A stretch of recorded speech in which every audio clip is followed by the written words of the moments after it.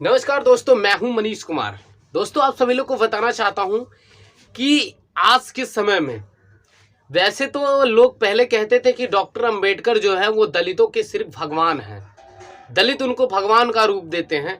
लेकिन आपको बताना चाहता हूं इसके साथ साथ आज आप भारत के अंदर आप किसी भी राजनीतिक पार्टी को ले लीजिए, बीजेपी को ले लीजिए, कांग्रेस को ले लीजिए, सपा को ले लीजिए, आम आदमी पार्टी को ले लीजिए, किसी भी पार्टियों को ले लीजिए, आज हर कोई डॉक्टर अंबेडकर जी की तस्वीरों को लगाता है। बिना उनकी तस्वीरों का कुछ नहीं होने वाला।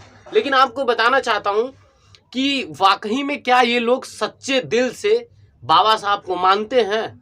नहीं, ये सिर्फ दलितों का वोट मांगने के लिए डॉक्टर अंबेडकर को ये मानते हैं और डॉक्टर अंबेडकर का ये नाम लेते हैं।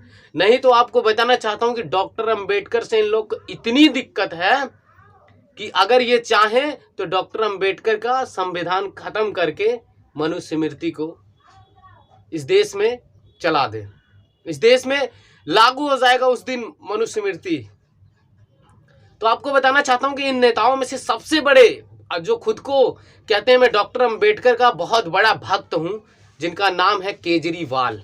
आपको बताना चाहता हूं कि सबसे पहले अगर ये माननीय केजरीवाल जी अगर ये पढ़े होते बाबा साहब को, और बाबा साहब को अगर वो सच्चे दिल से अगर वो मानते तो अपने आप को वो भक्त नहीं कहते।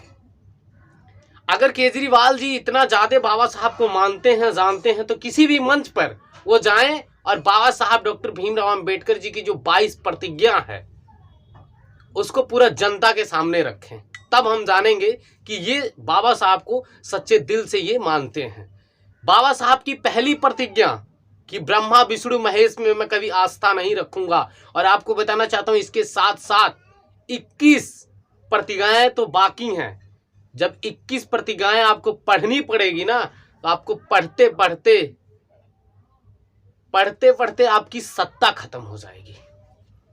हमारे दलित समाज के लोगों को इस चीज को समझना चाहिए कि हमारे लोगों को सिर्फ बहलाया जाता है, फुसलाया जाता है और हमारे लोग जो है बहल जाते हैं। बाबा साहब ने भी एक बात कहा था कि हमारा जो समाज है वो बहुत ही भोला भाला है, वो लोगों के बहकावे में आ सकता है, लेकिन हमारा समाज जो है वाकई में आ जाता है। बाबा साहब ने जितनी बातें कहा वो सब सत्य हुई है इस देश में।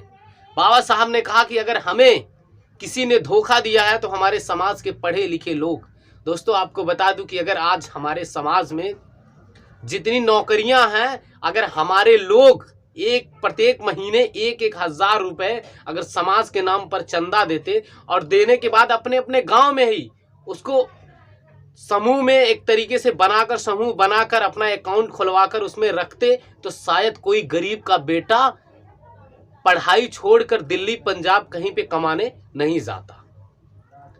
अगर इस तरीके से वो लोग करते तो शायद किसी गरीब बेटी की जो शादी में जो उसका बाप लाखों में वो कर्जे में डूब जाता है, एक बाप वो कर्जे से बच जाता। क्योंकि हमारे समाज के लोग इस चीज को सीखे नहीं और चले नहीं, और जब वो लोग बन गए तो खुद पे सिर्फ खुद का काम करना चालू किए कि हम खुद का बनाएंगे, हमें समाज से कोई मतलब नहीं है। ये चीजें हैं साथियों। बाबा साहब ने कहा तो शिक्षित बनो, संगठित रहो, संघर्ष करो।